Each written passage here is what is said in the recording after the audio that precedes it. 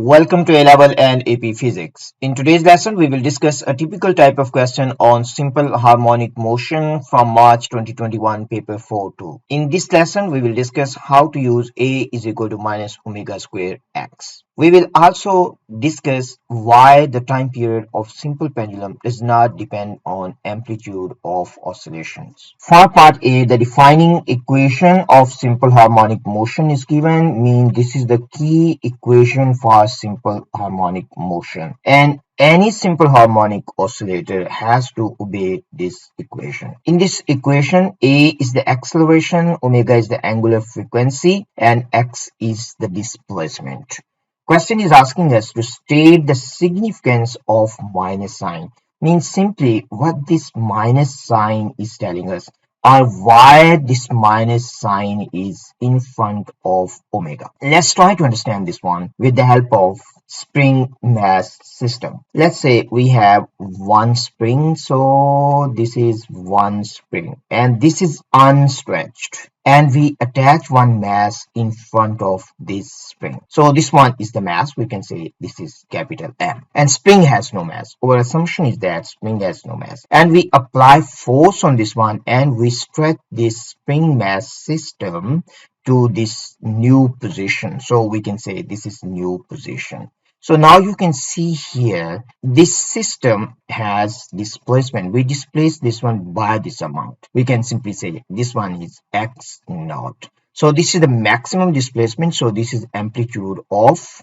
this spring mass system. So when we let it go, this mass will start oscillating between these two positions. So this one is the second position. So we can say this is one and this is second. This is also called extreme positions. And this amplitude also will be equal to x naught. We are assuming that in this case there is no friction. Now we need to look at forces acting on this spring mass system. There is no friction. The surface is frictionless. So the only force acting on this mass along horizontal direction, means when it is here, when you let it go, mean this is oscillating. We are talking about when this system is oscillating, or simply you can say when this mass is oscillating. If you look at this point, the force acting on this one is the restoring force, or simply we can say this is the spring force. Now imagine that at this point, this is our origin. So x here is equal to 0. And to the right, we take as positive. So if it is here, so the displacement of spring mass system, when it is at this point, the displacement of this mass is x naught. This is equal to amplitude. And if we take to the right positive, so it means the displacement is positive. But the force is acting to the left. So Fs is acting to the left. So we can say the force is negative. If the force is negative, it also means that acceleration is negative, because resultant force and acceleration, this force is also the resultant force acting on mass. Resultant force and acceleration, they always have same direction. Now from here you can see that when A is negative, x is positive. If we look at this point now, when spring mass system, or simply we can say the mass is at this point, the force acting on this mass is to the right. So Fs is to the right. So we can say in this case Fs is positive. If Fs is positive, it means A is also positive. But this is on the left side. So the displacement of this mass is x naught, but this one is negative. So you can say when A is positive, x is negative, and when x is positive, A is negative. So simply we can say acceleration and displacement, they are in opposite directions at any position, or we can say at any given time. So this is the significance of negative sign. This is how you can write down your final answer. Simply you have to say that acceleration and displacement are in opposite directions. It simply means when x is positive, A is negative. When x is negative, A is positive. And this question has only 1 mark, and this is B mark, mean it has to be in your answer. If you write down this one, you will get this mark. For part B, it is given to us each spring is 12.0 centimeters when it is unstretched, and spring constant of each spring is 8 newtons per meter. When trolley is in equilibrium, the length of each spring is 18.0 centimeters. So simply we can write down, first of all, when the springs are unstretched, we can say L naught is equal to 12.0 centimeters. And when the trolley is in equilibrium, so simply we can write down, when the trolley is in equilibrium, the L of the springs, we can say L1 is equal to 18.0 centimeters. So you can see from here now, the extension in each spring will be equal to 6 centimeters because 18 minus 12. So this is very important point. We have to keep this one in our mind. Next thing, it is given to us the trolley is displaced by 4.8 centimeters to one side and then released. Means we can displace this trolley. We can imagine that it is displaced to the right, or you can imagine that this is displaced to the left. And it is also given to us, we can assume that there are no resistive forces acting on the trolley, means acting on this system. We have to show that the resultant force on the trolley at the moment it is released is equal to 0.77 newtons. So let's try to understand. First of all, in this case, I will assume that I displace this trolley to the right. So you can see this figure now. I have already drawn this one here. In this case, I displace this trolley to the right. Now, the next thing you need to understand, when I displace this trolley to the right by 4.8 centimeters, the extension of this spring, so I will write down here, I'm saying this is spring 1 and the spring on the left side, this is second spring. So the extension of this spring will decrease. Before, extension of this spring was 6 centimeters, now minus 4.8. So the extension of this spring, we can write down here, delta L1, that will be equal to 18.0. This is one way of writing, otherwise simply you can find out that will be 1.2. So this is the total extension, then minus unstretched length and minus you decrease extension by 4.5 centimeters. So the extension in this spring now, that one will be equal to 1.2 centimeters. So it is still stretch. So this is still stretch, or you can say this is extension in spring 1. Spring 1 is still stretch, means it is stretched this way. So it will be pulling trolley to the right. So this is pulling trolley to the right. So this is forced by spring 1. So we can say this is F1. And now we look at spring 2 now. So spring 2 is pulled to the right. So it means extension of this one will increase. So we can write down next step. We can say the extension of spring 2, this increases. So I simply write down arrow up means increases. So now we can find out value of delta L2, means the extension in this spring. So first of all, we have this is 18.0 centimeters. Minus we have in this case 12, so this is the unstretched length, plus we extend this one to the right, means we pull this one to the right, so we have to add 4.5 here. So this is 4.5, so this is what is given. So this is 4.8 actually, this is also 4.8, so it has to be 4.8. So this is also 4.8 because we displaced this one to the right by 4.8 centimeters. So the total extension in spring 2, this will be equal to 10.8 centimeters. So that's all. Now we have extension in each spring. So when this spring is extended to the right, so this will be pulling this trolley to the left. So we can say this is F2.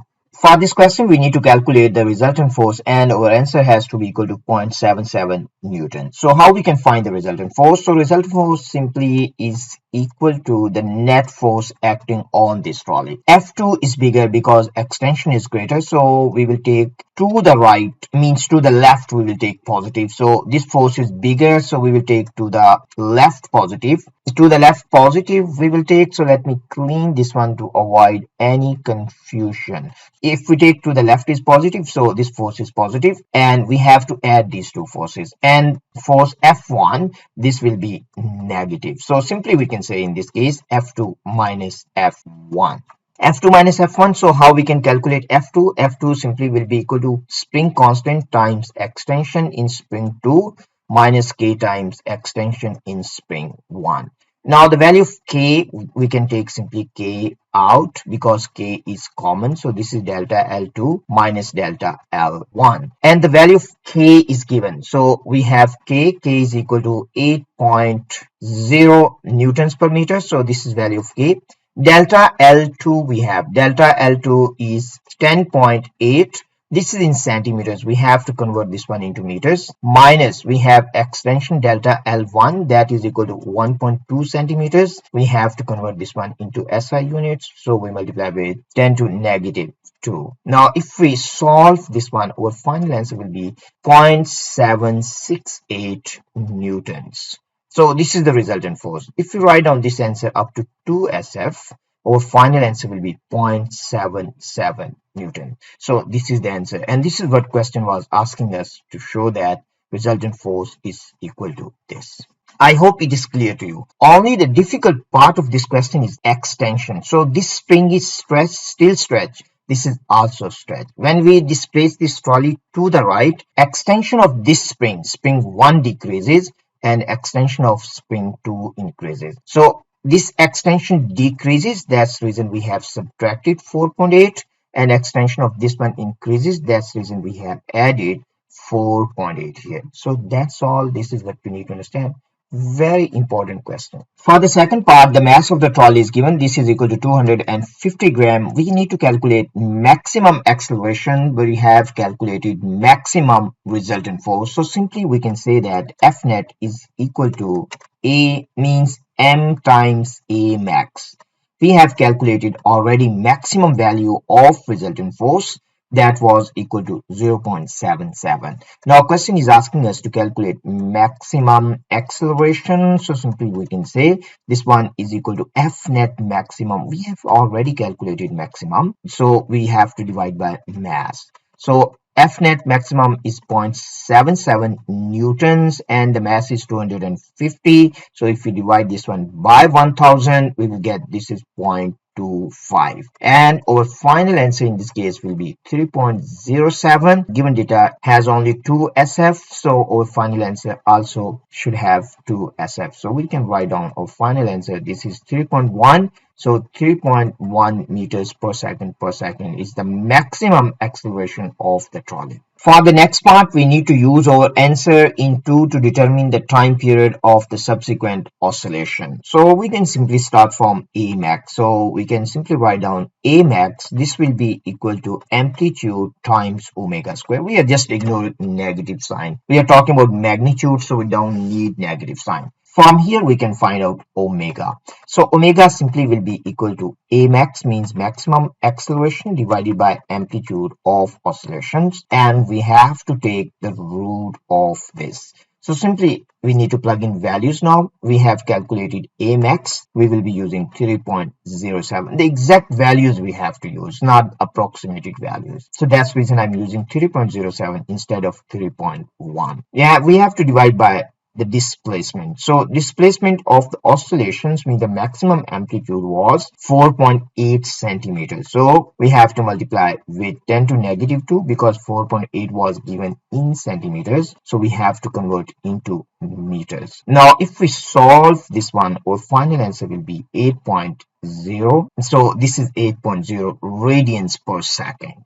Simply we can say it is per second. Angular frequency. So the unit of this one is per second. Omega. Now we need to understand omega. Omega is equal to 2 pi over t. We have value of omega now. We need to find out t. So simply t will be equal to 2 pi by omega. So 2 pi, so we have 2 and the value of pi is 3.142 and we need to divide by omega. Omega is 8. So our final answer in this case will be 0.78 seconds. And this is the final answer for this question. For the last part, it is given to us the experiment is repeated with an initial displacement of trolley of 2.4 centimeters. So this is new initial displacement. In the question before, the initial displacement of the trolley was 4.8 centimeters. Now simply you can see from here, this is the half of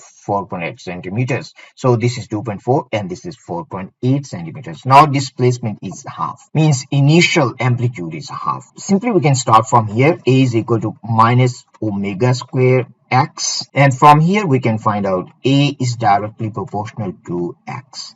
So when x becomes half, it means A also becomes half. So if A becomes half, so it also means that the net force also becomes half if the mass does not change. Mass is not changing, so it means F net also decreases. That in spring mass system, we need to understand F net in spring mass system is equal to minus kx. So this is spring mass system, but F net is also equal to ma. So simply we can say this is equal to minus kx. From here we can find out A is equal to minus k over m times x. We can say this is equation 1 and this one is second. If we compare these two, we can simply find out that minus omega square x, this is equal to minus k over m times x. Or simply you can cancel this minus sign and we can write down omega square, this is equal to k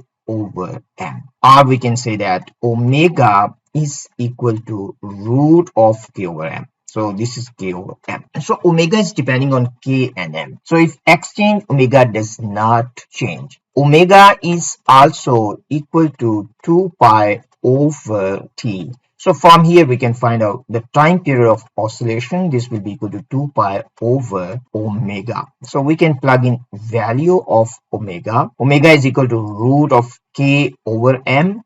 Simply we can say that time period is equal to 2 pi m over k.